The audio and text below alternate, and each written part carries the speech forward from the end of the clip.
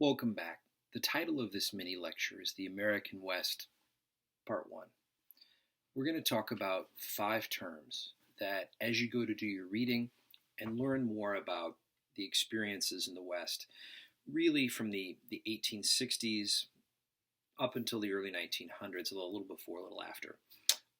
These are good for you to kind of key in on because they kind of help shape some of the process here. All right, let's get going. The first off would be the Indian Removal Act. Now, this is in around 1830 or so, and the Indian Removal Act is passed under the administration of Andrew Jackson.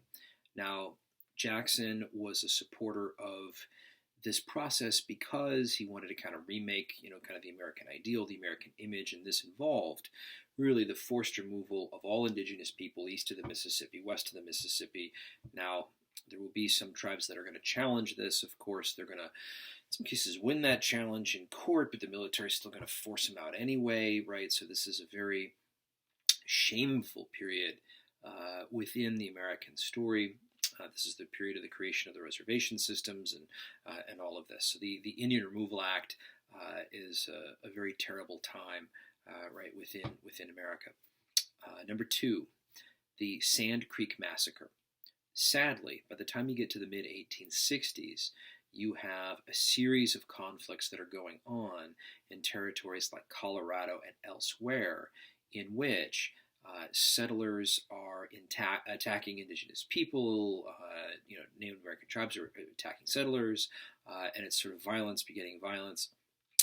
Settlers seeking to kind of eradicate and push people out or engage in full-throated genocide, and Native American tribes attempting to be able to kind of consolidate their authority and protect themselves and this kind of thing. So Colorado forces in 1864, military forces in 1864, attack Cheyenne and Arapaho, mostly women and children, and kill hundreds of them in retaliation for an earlier attack. Again, it's mostly women and children. It's an indiscriminate assault. Number 3, Custer. When I was younger, growing up in the 1980s, early 90s, somebody like Custer was seen as kind of a mysterious figure, almost exotic figure within the American story.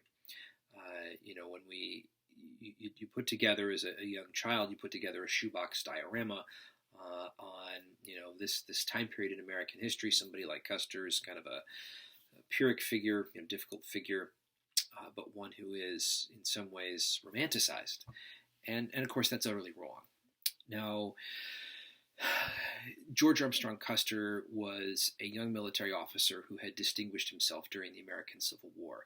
By the time you get to the mid-1870s, he's an inveterate racist who believes that he only needs a few dozen white U.S. soldiers to be able to defeat hundreds, if not thousands, of indigenous warriors.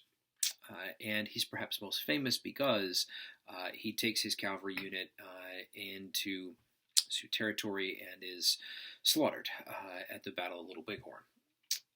Now, of course, the death of Custer and of his men was confirmation bias, right, of kind of the necessity of violence meted out against Native Americans by U.S. federal policy, and then with the U.S. military kind of acting as agents to kind of force that or see that policy through to completion.